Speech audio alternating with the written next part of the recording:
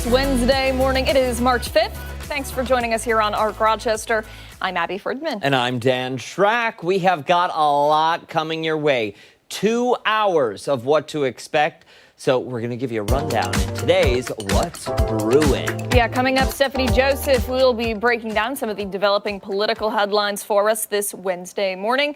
She joins us over at the live desk right now for a preview. Steph, what you got? Hey, good morning there, guys. Now, as politics continues to move in Washington, we here on ARC Rochester are going to be tracking it all by keeping our finger on the political pulse. So today, we're taking a look at President Trump's address to a joint session of Congress. Now, some of his major topics included the economy. You'll hear what he had to say about inflation, the rising cost of eggs, and those tariffs, plus the tax cuts he is calling on Congress to pass. Also, the southern border and immigration, why Trump is criticizing President Biden, and how the Democrats are responding. And of course, I will also be talking with a political science professor for more on his big takeaways from last night. That'll be coming up around 8:30. All right, Steph, thank you very much. And also coming up later, it is Red Cross Month. We'll take a look at some of the events celebrating that organization and the work it does. Yeah, and then we're going to be revisiting one of the trending stories we talked about last month. This morning, we will be trying a very special and limited edition seltzer. Yes. Are you excited? Yes, I'm very, very excited. You should be. You should also get the Tums ready. Yeah. Because something tells me we're going to need them. I'm trying to remember. I'm remembering now. You remember now? I'm remembering now, yes. Yes. I had to go a ways back. Yes. In the brain bank. Yep. But I got it. Yep. It's going to be deliciously disgusting. You were just saying that you needed some sugar. Yeah, but this is just a seltzer. I don't think that. Listen, there's got to be sugar in If there's sugar in this, then they're really making it. There's 3 grams of sugar. They're making it the wrong way. I don't know that there is a right way, though. Well, we'll have to wait and see. It's true. That's coming up in a little bit.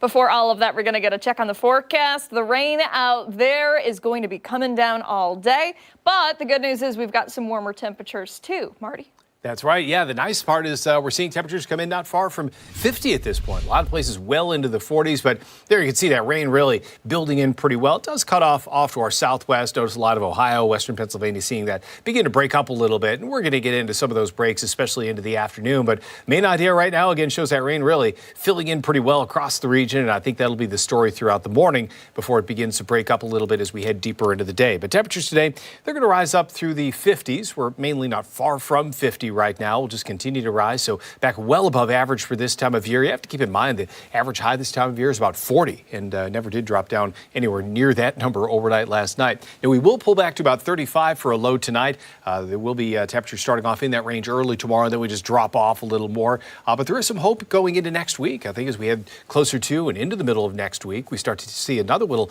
increase in numbers during that time frame. So, yeah, we do cool down heading into the end of the week and the weekend, but there is more hope as we head into next week that we may see another little spike in temperatures during that time frame as well. We like that, that's for sure. Yeah. I mean, honestly, the rain is going to take care of a lot of those snowbanks and, it's offering us a fresh start as we head into March. Yes. Clean off the cars a little bit, too. That'll be nice. Yes, get the salt off, because I don't know if you've been by lately, but there's constantly a line at the big place up the street where you get the car wash. Constant line at the Valvoline, too. It's a hopeless cause this time of year. I don't bother doing anything with my vehicles. It's good for, 24 hours, and then you're covered with salt again. So I think why bother? Why sit in line for 20 minutes? Well, because on the drive home, I like to look at the hood, and it makes me feel good. That's true, yeah. For 20 minutes. To each his own, right? I feel like a proper car owner when I'm taking care of it like that. Taking care of your vehicle. Yeah, I should do the same myself, probably. To each his own. Yep. Yeah. Thank you, Marty. Okay. All right, let's get to Off the Top this morning. We're going to talk about some of the stories that have piqued our interest this morning. I'll start things off, kind of a little bit of an internet debate. Mm-hmm. All right, Ashley, let's see if we can pull it up here. So folks on Twitter and other social media sites are talking about this picture right here, showing off a quote-unquote man cave. So this is somebody's house, and this interior design social media page shared the images saying, everybody needs a man cave like this. And they are getting roasted in the comments online. People are basically saying, why is it all one color? This is hideous. This is not a man cave. Yeah, Mike here says this looks like it locks from the outside. Maybe like a, you know, a little bit of a padded room of sorts. That guy from HS asked if they were out of colors at the man cave store. And let's see what else we've got here. Ashley, yeah, this guy said, it's like a McDonald's gray corporate cafe. So, yeah, we've got one more. Please tell me I'm not the only man that thinks this is incredibly mid. If you don't know what mid means, it means not great. Yeah. So here are the pictures again. We've got Pac-Man there in the corner. We've got Mikasa's Sukasa on the wall. We've got some lamps, some artwork, a bar, some chairs. Technically, if you want to go through it all, it has the makings of a quote-unquote man cave. Mm-hmm. Ashley, do we have the other pictures too?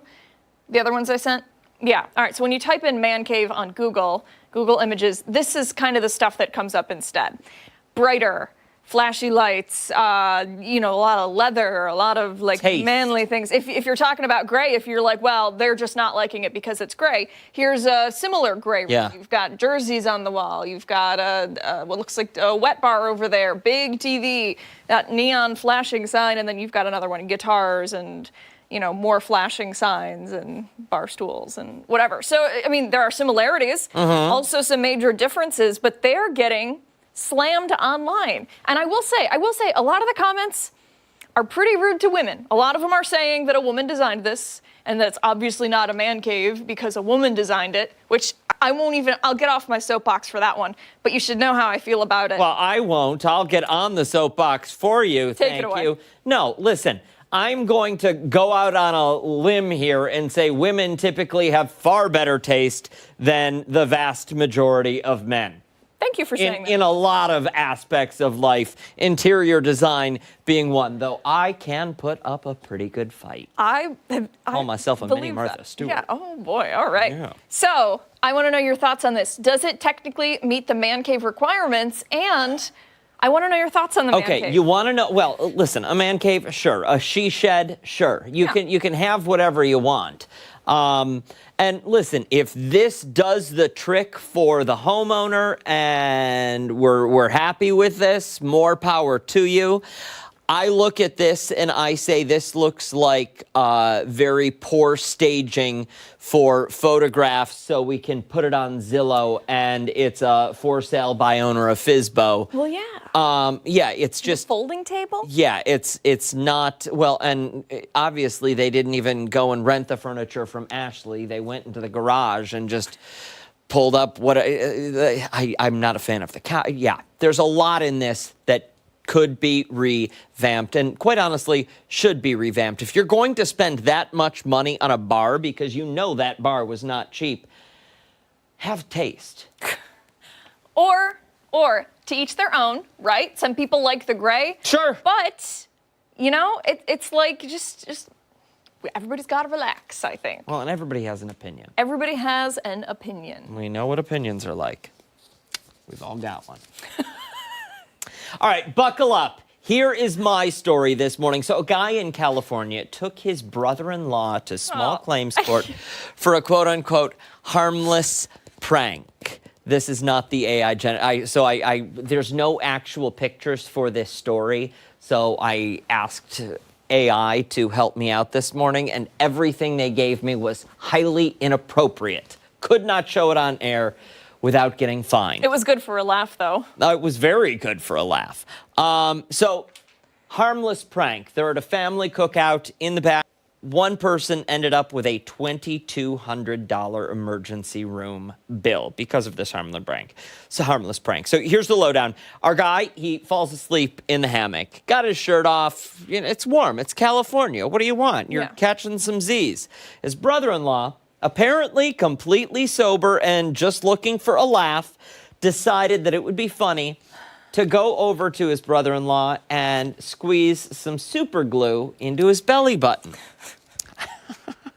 Yeah, that's right. Super glue in the belly button. Do we know how much? Where it does enough. Substantial amount. Any amount is too much, I think, when it comes to would agree. super glue and body parts. Still a hefty hospital bill. Yeah. Well, so the guy wakes up and he finds that his belly button is glued shut. Thank goodness it was an innie and not an outie, right? After failed attempts to remove it, he tried oil and soap and water and stuff like that. He could not get the super glue out, could not get his belly button to open back up. So doctors had to use some medical grade solvents to get that super glue out, and that resulted in a hefty medical bill. So when he asked his brother-in-law to pay up, his brother-in-law scoffed it off and said, no, I'm not paying for that. So we took him to small claims court. Here's the thing. He won in small claims court. The judge says, yeah, you owe him this money, but he still has not seen a dime. Oh, my gosh. Now, the internet has a lot to say about this. This story initially was posted on Reddit. Apparently, the man whose belly button was glued shut, his wife is not on his team, not on his side. What? Yes. Oh, instant So divorce. some Reddit users are saying, how is she not backing you up? A prank that ends in the ER isn't a prank, it's a problem. Another added, if your spouse won't stand by you on this, who will?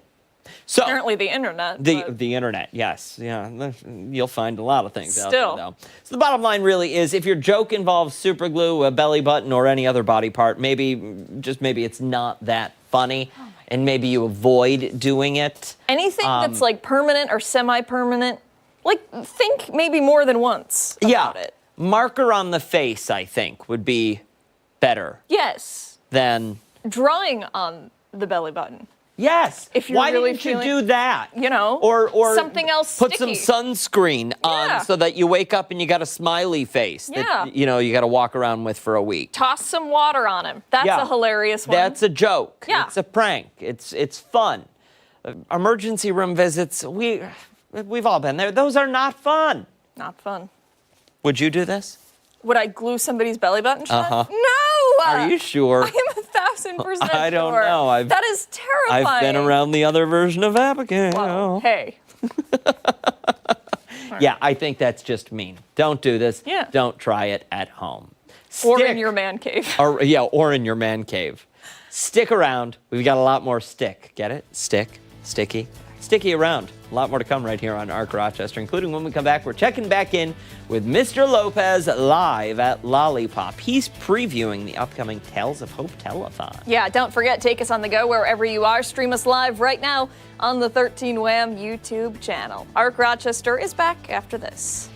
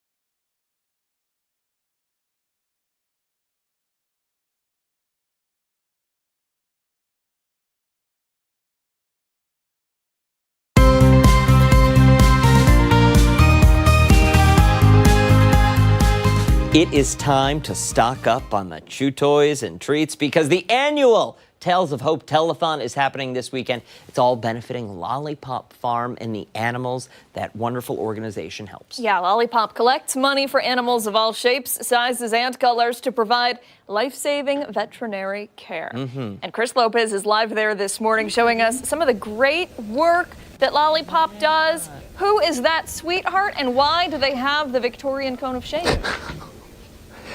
This is Bruno right here, and he broke his pelvis. He is very strong, though. Walk around, he's very mobile, almost as if, you could still see a little bit of a limp. I'm here with Dr. B this morning. She's a veterinarian here at Lollypop Farm. Talk to me a little bit about, the anchors were asking how Bruno hurt himself and how he's kind of reacting to his injury now. He's a very strong dog. Yes, he is. So Bruno is was actually seen hit by a car in the city of Rochester last week, and he came to us last week for his injuries. He actually has a broken pelvis, and it's broken in about 4 places. And thankfully, because we have the resources we have here, we were able to sedate him, do his x-rays, determine what was going on, get him on some really good pain meds to keep him comfy, and he's recovering like a champ. And kind of elaborating upon those special services that you guys provide back here. You have the SNP program, other emergency services as well. What other cases do you guys constantly see here? Maybe not constantly, but what cases do you guys see throughout the year? Yeah, so as far as emergencies go, we see a lot of trauma, so hit by car. We see a lot of, we get a lot of surgeries, foreign body surgeries, so animals eating things that they shouldn't, and it becomes an emergency where we have to go in and remove those objects. Things like pyometras, dystocias, where the animal is not able to give birth on their own. And thankfully, like I said, because we have a fantastic team here and amazing resources, thanks to our donors, we're able to take care of these animals and get them back to their families. And how many vets and vet techs do you guys have here on staff or volunteer? Right now we have currently 1, 2. You could just take a rough guess, too. 4 permanent vets, and we've got some other vets that come in and work for us per diem. We've got a whole team of vet techs, about almost 12 vet techs and vet assistants as well, who work tirelessly to serve our animals here. It's pretty incredible what we have. And a big part of what you guys do is the SNP program, that you guys carry out a ton of those surgeries day in, day out. Yeah. I had a cat here that was a part of the SNP program. Can you elaborate upon that and why that's so important to get your cat or your dog into the SNP program? Yeah, sure. So spaying or neutering your pet is a surefire way to prevent pet overpopulation, which is something shelters across the country are dealing with right now. We're overfull. And it also helps prevent certain types of diseases like cancers and things that can develop as the pet ages. So thankfully, we're able to provide that at a low cost to our friends in our community and get their pets home to them so they can live long and happy lives. And you guys have a few cats that are residents here. One of them is Pangu, who is chilling out over there, staring at this this live segment. Can you talk to me a little bit about Pangu and what's going on with her? Yeah, Pangu came to us several years ago. She's been our clinic cat for many years. She came with injuries that took away the use of her back legs, and she just is the queen of the castle. She gets around, she goes where she pleases, and yeah, she's quite a character. She makes everybody really happy. She's kind of our emotional support as well. Yeah, and I see a lot of the drawings on the wall from kids, the respect going to Pangu. Yeah. Millie as well, who is back there. I'll show her off right now. This is Millie. Producer Ashley is a big cat fan, big cat lady, if you will. I don't want to insult you, but you are a big cat lady. Check out Millie over here. Very, very calm. When the cats are so calm, it makes me laugh. They're just chilling out, essentially. And then you have a few kittens that are in here. I believe this one has an abscess going on, and he has the Victorian crown, but he's just been chilling, staring at me mighty angrily this morning because I woke him up from his nap. But a lot of help, a lot of cats, a lot of vets helping out. Different cats that come in here. Tiny Tim was a part of the SNP program, which was my cat. I brought him in probably about a month ago, and he's doing well. We're going to remain here at Lollypop. Let's see. Do you want to kick it back to studio? Let's see. Here we go. Dan Abbey, back to you. There we go. Back to you guys in studio. Chris, clear something up. We thought you were still in the market for a cat. When did you acquire Tiny Tim? I thought you always had Tiny Tim. I have had Tiny Tim. Tiny Tim was brought over from Arizona. He was a rescue cat that my girlfriend got. And it's a bit much having Bo and Tiny Tim running amok in the house when I'm trying to watch anything on the television. They're always doing something, and we have a pretty small apartment, so you're we're not out looking of the cat business. Oh, okay. So you're not looking. Way to put me on spotlight, Dan. I'm out of the cat business. Wow. Well, isn't that just perfect? Oh. You're like, that's like free. I know. Just in the past 21 Threes minutes. on threes on threes. All right, you're done. You don't want my job at all, Lopez, Millie? No good job? Stuff. Thanks, sir. Thank you, Chris. Appreciate it. And don't forget, you can catch the annual Tales of Hope telethon this Saturday on 13 Wham ABC. It runs from 3 until 9 o'clock. Daniel and I will be there. Donations are already being accepted on lollipop.org. We're going to be there for the first round. Yeah, 3 to 5, I believe. 3 to 5, it's you, me, and Matt Malloy. Matt Malloy. Then the second round, you have got Stephanie, Yep. you've got Mark McLean, and you have Marty Snyder. Yes. And then for round 3, don't ask me because Can't remember. I can't remember offhand. I but would imagine 3 more Karen Edwards? celebrity names from 13. Yes, got to be Karen Edwards. Maybe Jenna? Maybe somebody from Jenna? sports. So, I don't know. No sports. No sports. Scott. Scott. Scott Hetzko Okay. and Lowell Rose. Got to be Lowell Rose. Gotta be it. Got to be it. Gotta be it. You can come by Hasselton, though, and say hello to all of us Yes. and meet some of the amazing animals, the dogs they have. We would love that. All right. Time right now, 8:22. When we come back, Stephanie Joseph will be breaking down some of the latest developments in our top political headlines. Ark Rochester is back right after this.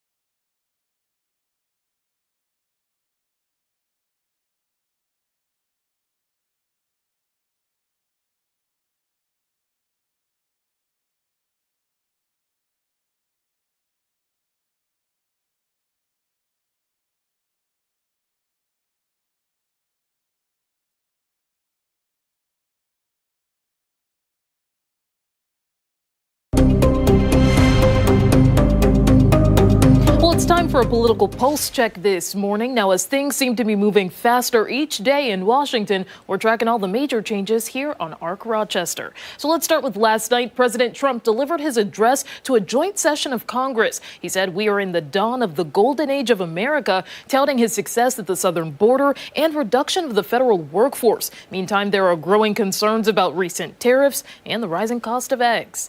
Now, for a further breakdown of what was said last night, we turn now to political science professor at Nazareth University, Timothy Nealon. Good morning to you, sir. Good morning, Stephanie. So I want to start out with something that you had mentioned the last time that we spoke in our 7 o'clock or maybe 6 o'clock hour, actually, talking about just the general message that Trump had. You had said that it was an address, but also like a Make America Great Again speech. It was clearly a divided Congress. It was at moments you saw people with signs. One had to be escorted out. Do you think that this address was supposed to be a moment for Trump to promote bipartisanship? Not at all. Donald Trump had tried bipartisanship perhaps in his first term in office, calling on Congress to work to get his agenda passed. This time it's unilateral. It is Donald Trump, and he will do it alone, with or without Congress. So this is not a speech meant to pull America together, but in fact to revisit 2024 election and the failures, as he recounted them, of Joe Biden and the Democrats. And in fact, at one point, he scolded the Democrats, said that he could come up with a cure for the most vicious diseases and they would still oppose it. So this was absolutely the opposite of that. It was a celebratory lap by President Trump. Yeah, that is for sure. We saw signs, as I said before, even that one person who had to be escorted out, and oftentimes him talking directly to Democrats to try to persuade them about some of his policies. And speaking of, one of the major things is tariffs, of course.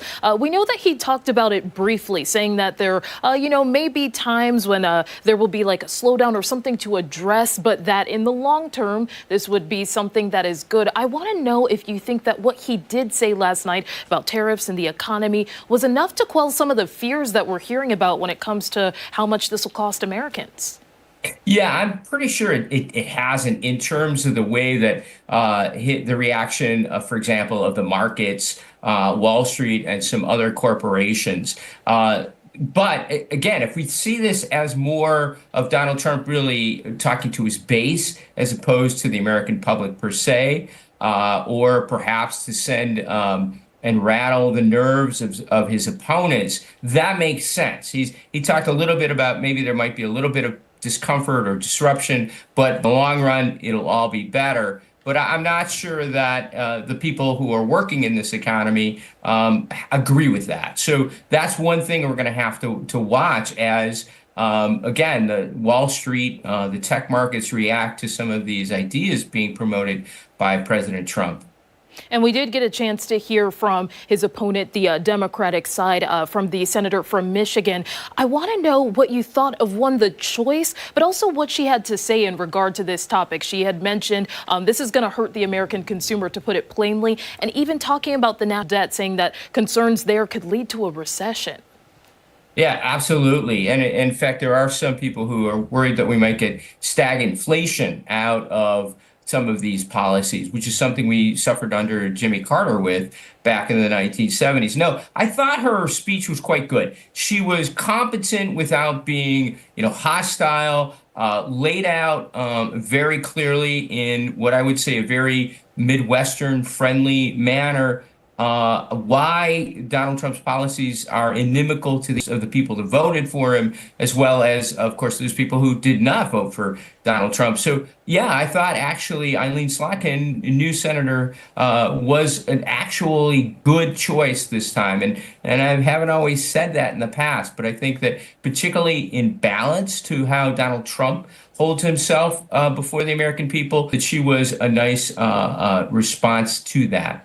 For sure. And I just want to know your thoughts really quickly. I feel like foreign policy was another big topic coming from last night, whether it was Ukraine or also the topic of Greenland. Trump brought this up once again.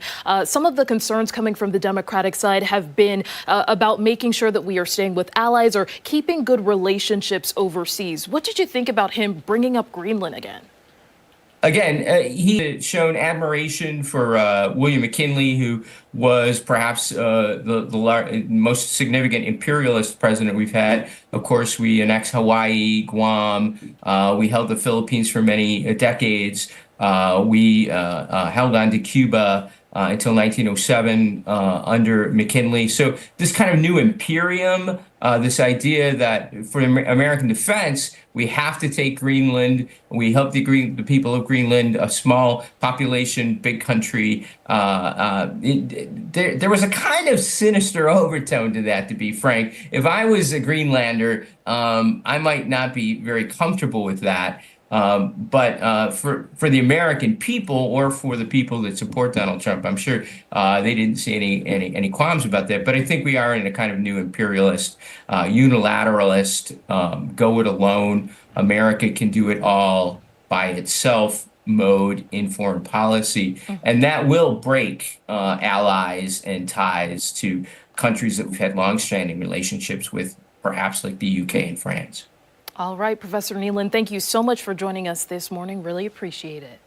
Thanks for having me. And of course, we will continue to follow these developments and bring you any updates as they become available on air and online. Stick around. Ark Rochester is back right after this.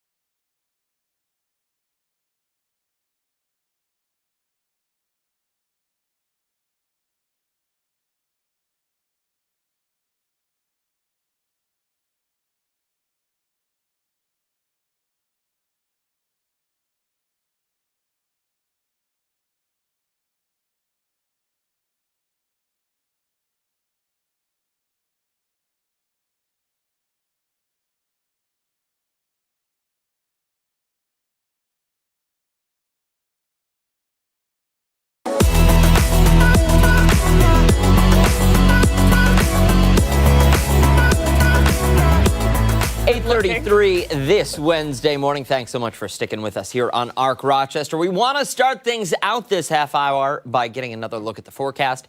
Try it again. Yep. You're all right. We want to start things out this half hour by getting another look at the forecast. Meteorologist Mark McLean joins us in studio with more. Lots of rain out there, Mark. Yeah. It's just inconvenient weather. It's not the kind of thing that's really going to cause you too many issues today, but it makes the potholes a little harder to see out there when you're driving in during the morning, and you just have to slow it down a little bit for some of that road spray. So, we continue with this flood watch, and how much rain? It's a 1/4 inch to a 1/2 inch. I think the 1/2 inch amounts is probably very isolated in nature. So one of the things we'll have to watch, look at the bottom of the screen, some ice jams on area creeks and streams. With this warm weather, we've got temps in the 40s and 50s this morning.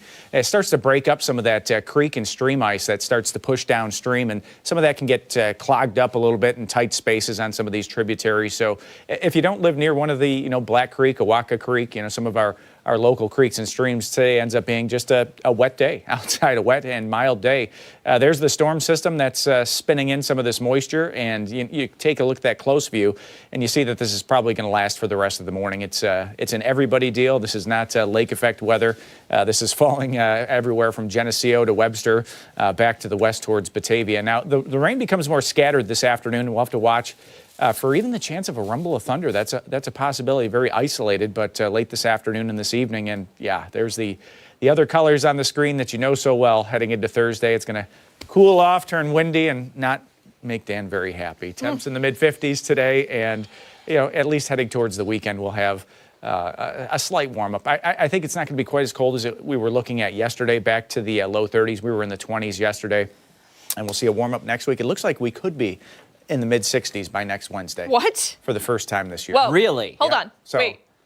Yeah. I just want to remind you of Yeah. what next weekend is. Yes, next weekend. We should time that warm-up a little bit better for next weekend, right? Really? Well, it's St. Patrick's Day. No, parade, but do you know. think it's going to carry? Will it stretch? It'll probably end just before that, but we'll see. The timing on these things, it's tough in that 10 to 14 day window, but we're getting closer, so we'll see.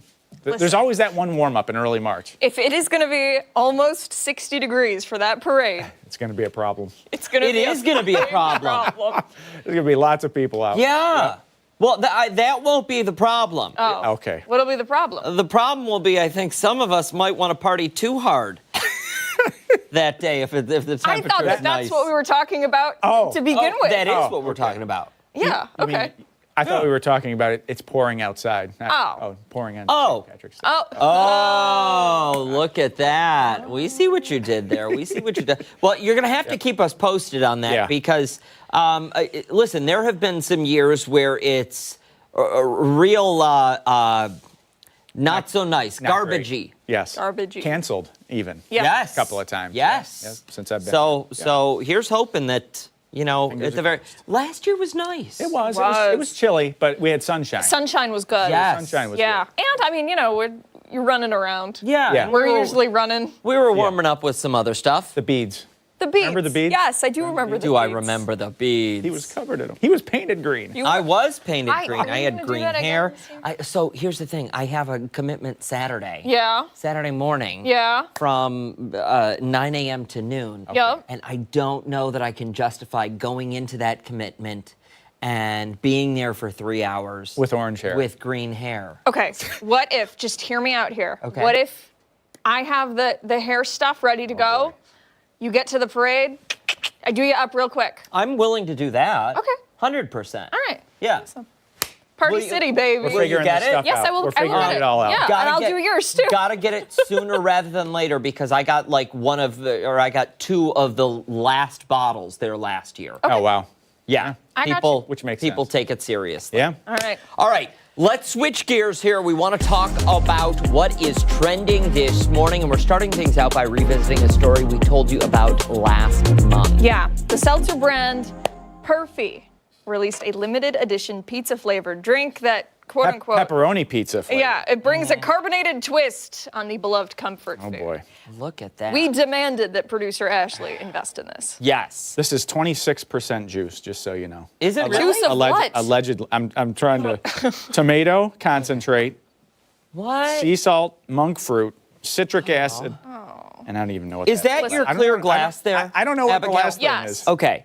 It had like stuff in it though. That's fine. Okay. I want you to pour a little bit in here so the people at home can see whatever the color is, because we don't know what I'm this going to is going to unbutton look like. the Ice suit coat for cold. this one just in case. The packaging, though, I will tell you, it's nice. It's all right. It looks sometimes, good. Sometimes it's about the first whiff you get when you open Caffeine, a drink, right? Forget about it. Is that what it says? That's what it says. Oh. Gabagool approved. Made by Uncle Paulie. Some pulp. Yeah, no added sugar. Lightly sparkling. Vegan Vinny approved. Hey, vegan go. Vinny. I know. It's you. I like. Do we shake it? No, we don't shake it. No. Well, that might be better sometimes- television. It might be. It might be. Contains 26% juice.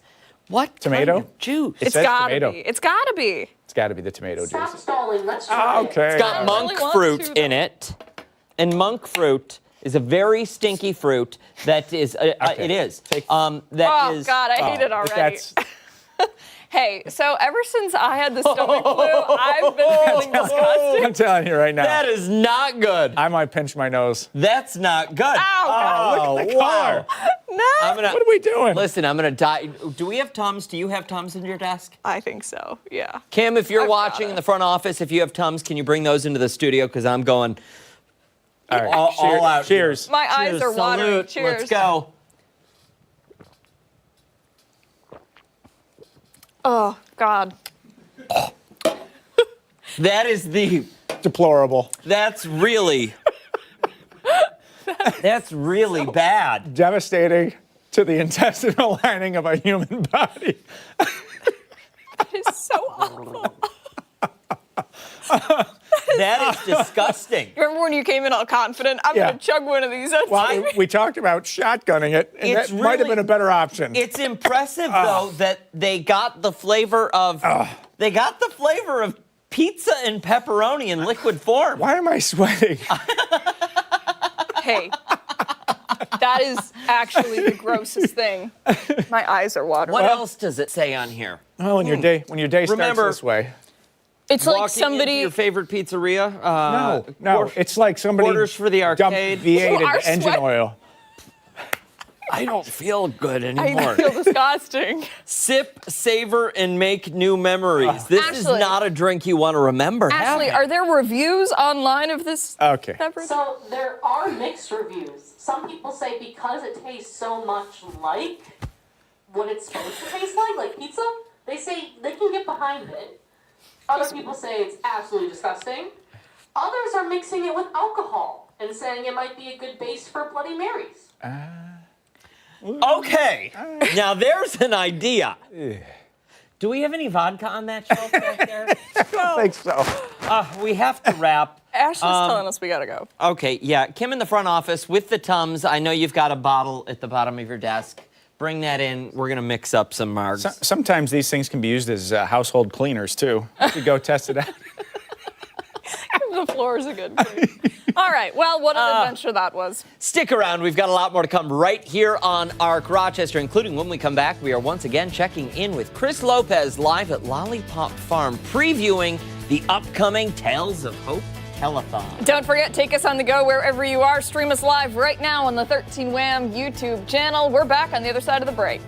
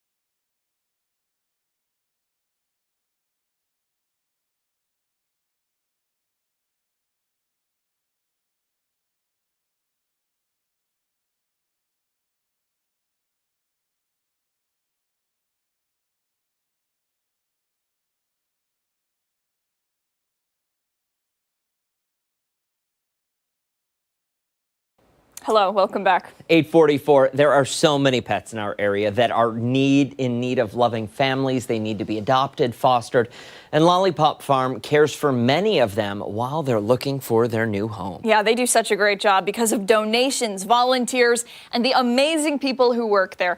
all of those animals get the help that they deserve. And Chris Lopez is live there this morning. We're getting ready for the Tales of Hope telethon this weekend. Chris, where are you right now?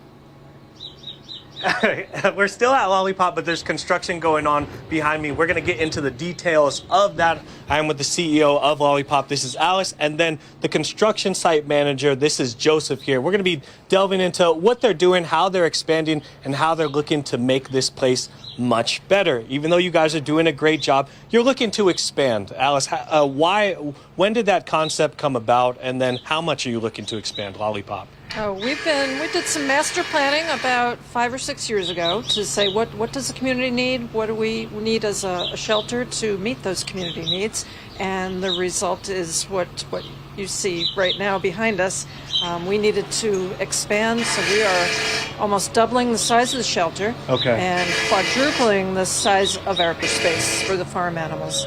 But it's, the project is not just about building buildings, it's really about meeting the animals' needs and the community needs. And then can you get a little bit into what you guys are going to expand to? Is there going to be more of a play area, more kennels, things like that? All of the above. Our staff is now numbering over 160 staff members, so we need room for those people to do their work, and a lot of their work is helping pet owners get through whatever issues or problems they may have. So a lot of the work doesn't even happen inside the shelter.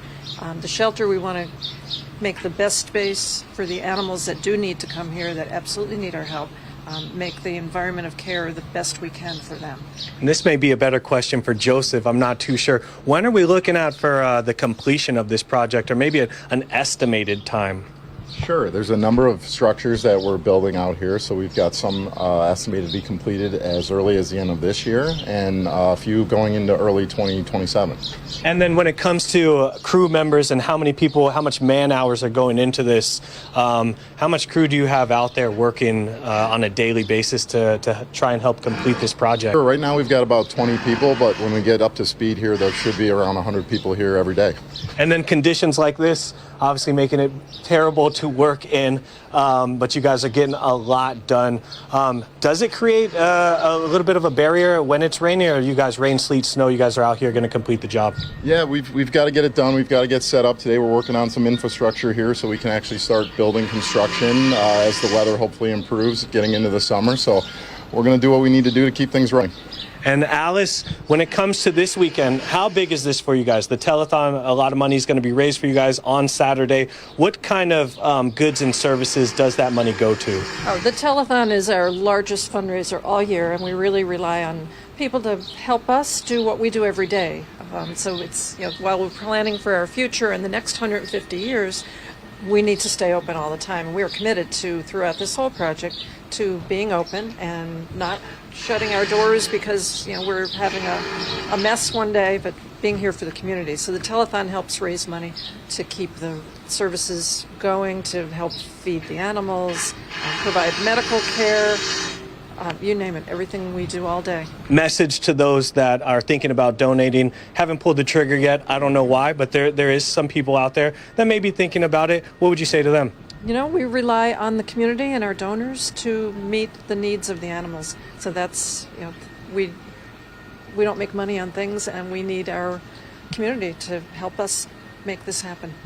So the telethon's an important step in doing that. So please call in either on our website today or call in on Saturday between 3 and 9 o'clock. We really need the community help. And you'll reach Dan, Abby, one of our good anchors. They'll be answering the phones on Saturday. I'm putting the pressure on you guys. I'm going to send it back to you in studio. They've been doing great work here since 1873. Awesome day today at the telethon, meeting all the goats, the animals, the pigs, the cats, the dogs. Back to you guys in studio. Telethon Saturday. Tune in. All right, Chris Lopez, lollipop.org is that website. You can make donations right now. Thank you, sir. Time right now is 8:50. Much more to come here on ARC Rochester. When we come back, we're getting a closer look at some upcoming events being hosted by the Red Cross. We're back on the other side of the break.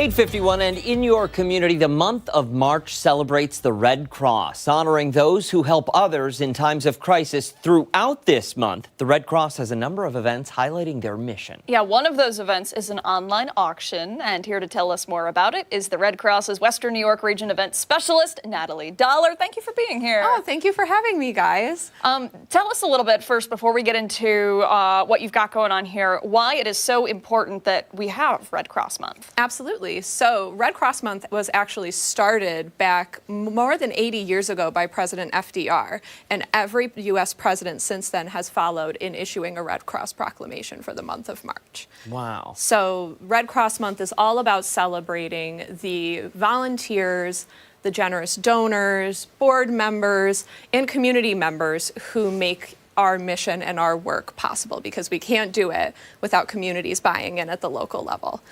And if you can, briefly touch on some of that work to remind people, because I'm sure that they hear Red Cross, they hear it from us in stories that we cover, they hear it out in the community, but they might not always put the connection together of what the Red Cross is doing when there are boots on the ground. Absolutely, and we do a lot, Dan. So the mission of the American Red Cross is to prevent and alleviate human suffering in the face of emergencies. Well, what does that look like in practice? A lot of different things. So there's our disaster relief efforts. In fact, every 8 minutes, the American Red Cross is responding to some sort of disaster, whether that be some, headline-grabbing news like, wildfires in California, Hurricanes Helene and Milton. But the most common disasters we respond to are actually home fires. So that is a big part of our mission, and a bulk of what our volunteers do is go to those home fires after the fire department has, of course, extinguished everything, and then we meet with those families and we say, hey, how are you doing? Do you have a toothbrush? Do you have deodorant? Let us get those things for you. And that is really a beautiful part of what we do. In fact, in the Western New York region alone, which Greater Rochester is a part of, we were able to respond to 750 disaster events. Wow. And we were able to provide case services to over 1,200 families. So that's just step one. That's just disasters. Yeah. Of course, we're very, well known in the blood donation space. In fact, 40% of the entire U.S.'s blood supply is brought to hospitals and patients by the American Red Cross. So in the Western New York region, we were able to host close to 5,000 blood drives and collect over 107,000 units of blood. No small feat. No, not at all. And so important for those who are in our community. Absolutely. So excellent work done by the Red Cross. Let's get into the auction and how people can get involved, because I'm sure people are watching and thinking to themselves, yeah, I love the Red Cross. I love the stuff they do. Maybe they've helped me personally. How can we get involved here? Absolutely. So there's a couple of ways that the folks here in Rochester can engage with us and support the work that we are doing. So first of all, tonight from 4:30 to 10 p.m., you can find us at Radio Social, where a portion of the proceeds from the revenue that they make that night for pizza, a specialty drink, and bowling lane rental will be donated back to us. Terrific. And if you come, you're going to have some opportunities to bid on these beautiful auction items early. So if you want to bid on auction items virtually or start at Radio Social, text us WNY Auction to 76278. I'll say that one more time, WNY Auction 76278, and you will get the link to start bidding, or at least start favoriting some of your favorite items, including this beautiful Mackenzie Childs 3-tier sweet stand. We've got a beautiful diamond necklace over here. Sorry, I'm getting ahead of the camera here, but we've got a beautiful diamond necklace over from J.F. Jones Jewelers.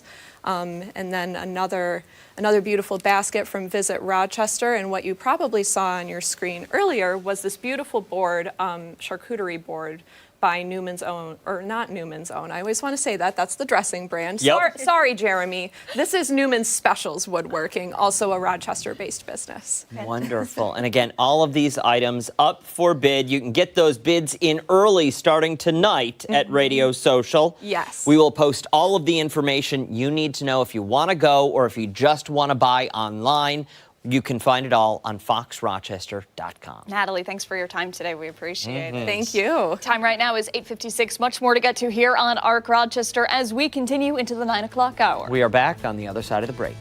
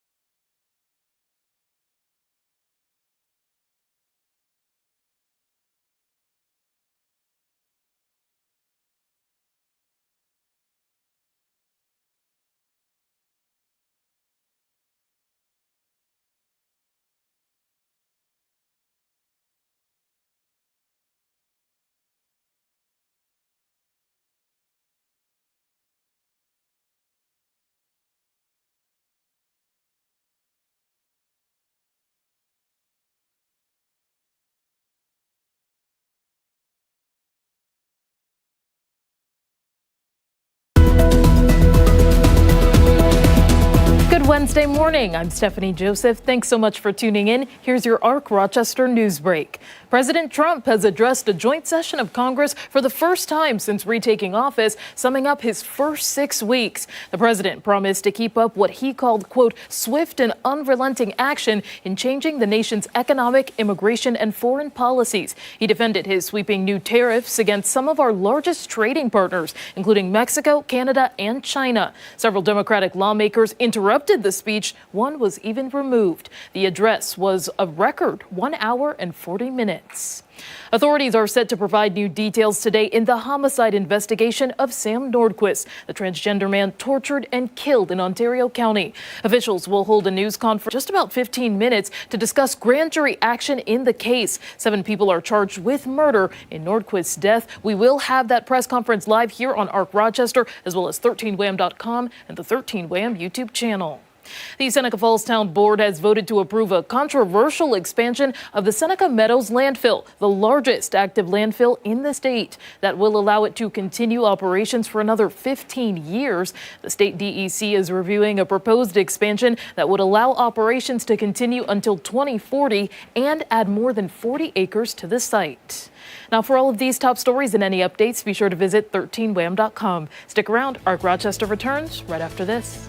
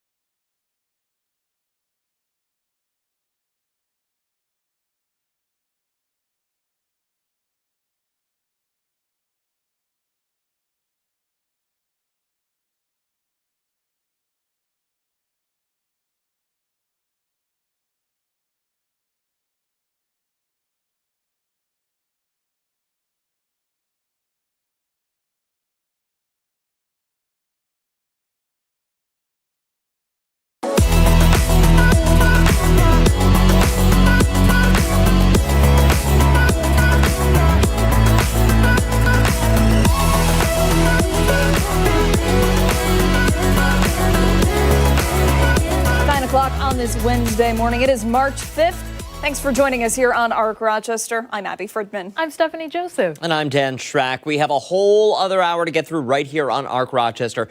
So we want to dive right in and get a check of the forecast. Meteorologist Mark McLean standing by for us this Wednesday. Hey, Mark, how's it going? Hey, going good. You know, at least we're not shoveling, right? It's just rain out there. It's a free car wash for us this morning. But yeah, back in '99, we were in the middle of what was the back-to-back bruisers. We had 41 inches of snow over a 3-day stretch. So that again, takes you back to the late 90s, but nothing like that in the forecast today. Everything that's falling is in the liquid variety. You can see on the New York State Mesonet that some of the amounts are around 1/10 of an inch near Rochester, Buffalo, closer to 1/3 of an inch of rain since midnight. So again, that's not enough to be a cause for concern for flooding. But when you compound that with runoff of snow into creeks and streams, there could be some issues with ice jam flooding on some of our smaller local tributaries. We'll keep you posted on that late this afternoon. The flood watch in effect until Thursday afternoon. But again, I don't see that as a widespread issue at all. Everybody's in on the rain this morning. Ultimate Doppler shows that in western New York, streaming in from the southwest, and that parent storm system, it's lining up back through the central plains. On the backside of that, it's cold enough for the snow. On the front side of this, it's actually warm enough that we're going to have to watch this line. See this line back through Ohio, not lighting up too much right now, but by this afternoon, there's actually a chance that we could get a little thunder going, especially towards the New York-Pennsylvania border. So this is the first time this season we've run graphics like this, but this is from the Storm Prediction Center. Down into Pennsylvania, could be some raucous storms later this afternoon. Rochester just on the edge of what could be a rumble of thunder late this afternoon. Very isolated in nature if that happens. But the rain starts to slide off to the east. We will find that, again, that chance for another downpour as that occluded front moves through the area. And then behind that, the colder air starts to spill back in. It will change over to some snow showers for Thursday, but we don't have any snow accumulation in the forecast through that time. It is going to turn colder, but we don't see anything widespread. Temps in the 50s may make it into the mid and upper 50s today.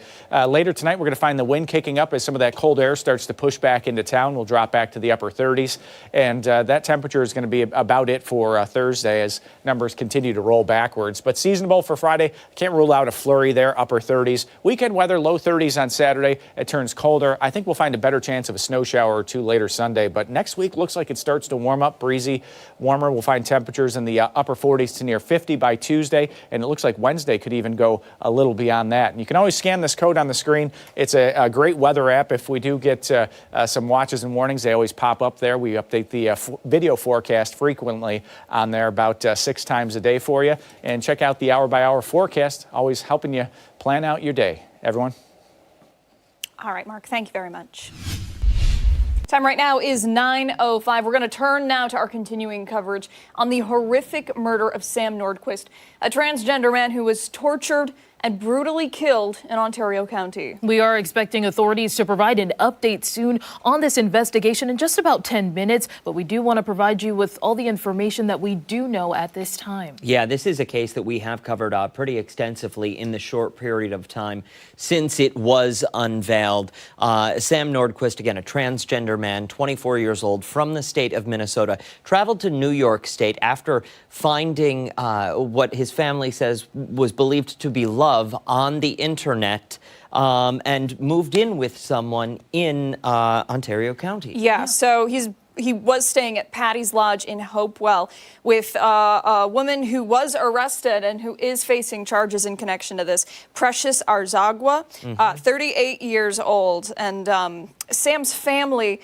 they really got involved when they hadn't heard from him since January. And that missing persons report ultimately filed on February 9th. Yeah, and within that month, shortly after, we know that authorities had began an extensive search to try to find Sam, and unfortunately, his body was later found in Yates County. Actually, we had heard from authorities at the time that was in an attempt to conceal what had gone on. We know that he had faced that torture for more than a month, I believe, from December until February. Yeah, body found on the 13th of February. State police say that Sam endured prolonged physical and psychological abuse and repeated acts of violence and torture between last December and early February. Now, one of the initial questions many people were asking, because Sam is transgender, was would there be hate crime charges filed in this case? Not too long after the discovery was made of Sam's remains, police came out and said that they did not, the evidence did not suggest hate crime charges would be filed. The statement went on to say that the alleged assailants were known to each other, and some of them identified as LGBTQ+, and at least one of those defendants was living with Nordquist when his life was taken. Yeah. 7 people arrested in connection to this. We already talked about Precious Arzagwa, who was the alleged love connection to Sam. They've been communicating apparently online for quite some time when Sam decided to make that move from Minnesota up to Patty's Lodge in Hopewell. Here's what we know about the other people who have been arrested. You can see them there on the screen. We have Kyle Sage, 33 years old, Patrick Goodwin, 30 years old, Emily Motaika, 19 years old, Jennifer Quijano, 30 years old, Kimberly Socia, 29, and Thomas Eves, 21. You'll see their pictures pop up on the screen here in a minute. Thomas Eves, we've later discovered, is Precious Arzuaga's son. Again, 21 years old, also accused in the death of Sam Nordquist. You can see them right there on that screen. And we do know that with some of the suspects that this isn't their first run-in with law enforcement as well. There are some various charges, including first-degree criminal sex act and sexual abuse. That for specifically Patrick Goodwin. Kyle Sage also was convicted of larceny and disseminating indecent material to a minor. Yeah. Now, according to this felony complaint, it was a pretty heinous and disturbing felony complaint. We're told that the suspects sexually assaulted Nordquist with various objects. The Ontario County District Attorney told us that the murder of Nordquist was beyond depraved and called it the most horrific case his department has ever prosecuted. And I do believe we have some sound from him that we'll pull up so you can hear exactly what he had to say shortly after Sam's body was discovered in mid-February. The facts and the circumstances of this crime are beyond depraved. This is by far the worst homicide investigation that our office has ever been a part of. Yeah, so you heard it right there. The worst that they've ever been a part of. Still, a lot of questions remain here, and we know we are expecting to get an update here from law enforcement in the next 5 minutes or so. But I want to talk for just a second about the response from the community. Really, such support for Sam's family. Outpouring. We know that they've spent quite a bit of time here over the past few weeks since February. And, you know, I think much of the Rochester area has wrapped their arms around them. We've seen so many vigils and memorials pop up for Sam from all over our community. And many are calling for more resources for the transgender people in our area and smaller communities as well, like Canandaigua and like Geneva.